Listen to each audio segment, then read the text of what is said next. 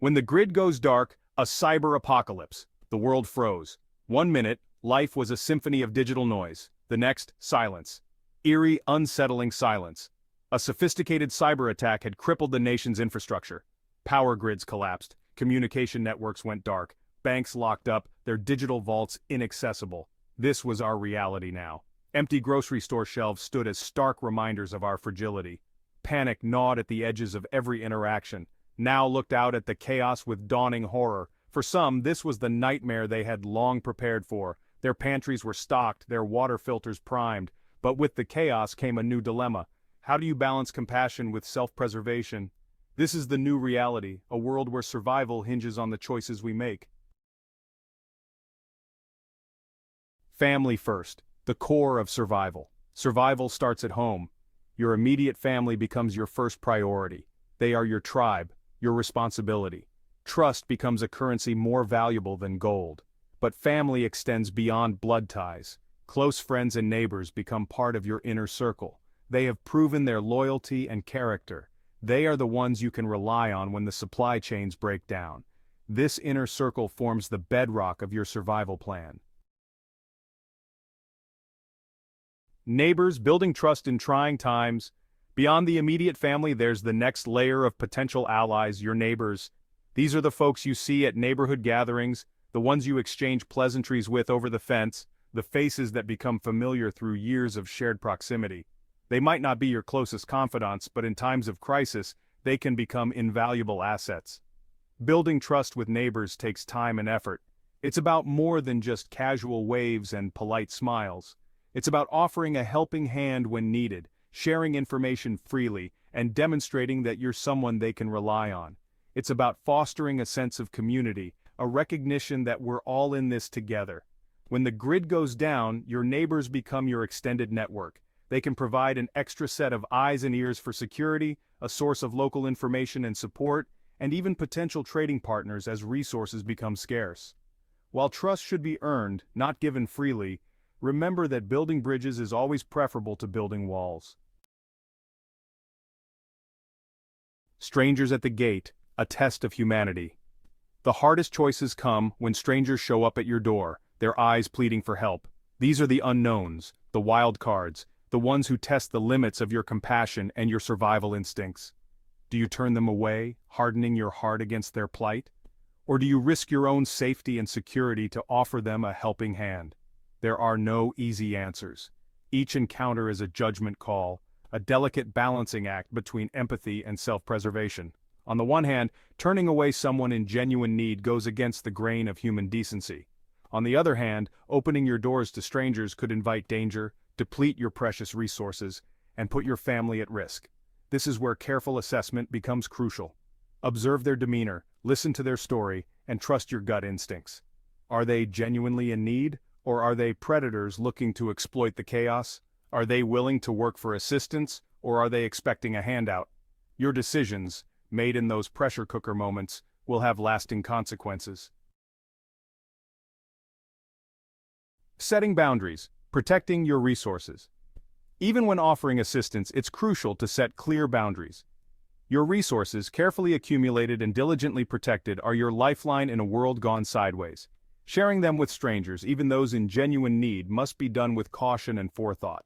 This isn't about being heartless, it's about being pragmatic. You can offer food and water without compromising your long-term supplies. You can provide temporary shelter without surrendering your home's security. The key is to find a balance between helping those in need and safeguarding your own family's well-being. Clear communication is paramount. Explain your limitations openly and honestly. Let them know what you can offer and, more importantly, what you can't. Set expectations up front to avoid misunderstandings and resentment later on. Remember, compassion without boundaries is a recipe for disaster. The art of the barter trading for survival. In a world without money, bartering becomes the new currency. Your skills, your knowledge, your surplus goods, these become your bargaining chips.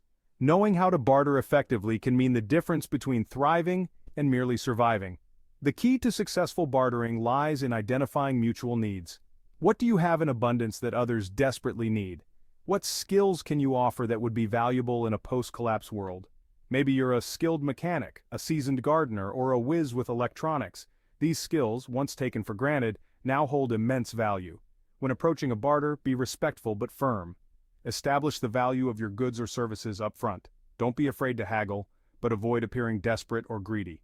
Remember, the goal is to establish mutually beneficial relationships, not to exploit others' misfortune. Living off the land's sustainable practices. While bartering can help you acquire essential goods, true self-reliance comes from learning to live off the land. This means embracing sustainable practices that reduce your dependence on external systems. Gardening becomes more than just a hobby, it becomes a necessity. Even a small plot of land properly cultivated can provide a steady supply of fresh fruits and vegetables. Learning to can and preserve your harvest ensures you have food even during the lean months. Water, the elixir of life, requires careful management. Rainwater harvesting systems, well-maintained wells, and water filtration methods become essential skills. Solar panels, strategically placed and properly maintained, can provide a renewable source of energy for essential appliances. The power of community united we stand. Survival isn't a solo endeavor. It's about coming together, pooling resources, and relying on each other's strengths. Building a strong community network is as crucial as stockpiling food and ammunition. This network can be as simple as a close-knit group of neighbors or as formal as a structured community organization. The key is to establish clear lines of communication, designate roles and responsibilities, and foster a spirit of cooperation and mutual support. Regular meetings, even if it's just gathering around a campfire, help maintain morale and facilitate the exchange of information. Shared work projects like community gardens or security patrols foster a sense of purpose and shared responsibility. Remember, in unity lies strength and in community lies hope. Security in numbers, strength in alliances. As the initial shock of collapse wears off, the balance of power will inevitably shift. Those with malicious intent, those who see chaos as an opportunity for exploitation, will emerge from the shadows. Protecting your community requires more than just individual preparedness. It requires strategic alliances. These alliances can be formed with other like-minded groups, local law enforcement officers who remain committed to their oaths, or even former military personnel who bring valuable skills and experience to the table. The goal is to create a network of deterrence, a united front against those who would seek to harm or exploit the vulnerable. Information sharing, joint training exercises, and coordinated security patrols become essential elements of these alliances. Remember, strength lies in numbers, and a united front is a powerful deterrent against those with ill intentions. The long road ahead, adapting to the new normal. Surviving the initial collapse is just the first hurdle. The real challenge lies in adapting to the new normal, a world forever altered by the events that unfolded. This requires a fundamental shift in mindset, a willingness to embrace new ways of life and let go of old assumptions. The world of instant gratification, of endless abundance and technological dependence is gone. In its place is a world of resourcefulness, of community, of rediscovering the values that truly matter. It's a world where hard work, ingenuity, and a deep connection to the land become the cornerstones of survival.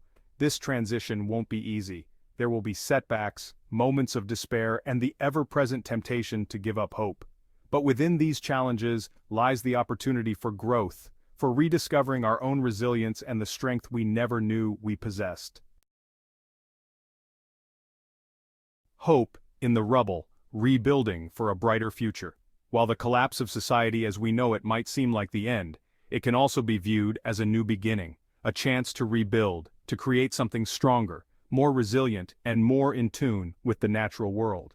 A chance to reconnect with our communities, to rediscover the values of self-reliance and cooperation, and to forge a new path forward. This won't be a swift or easy process. It will require patience, perseverance, and an unwavering belief in the power of the human spirit to overcome adversity. But within the rubble of the old world lie the seeds of something new, something better. It's up to us, the survivors, to nurture those seeds, to tend the garden of hope, and to build a brighter future for ourselves and for generations to come.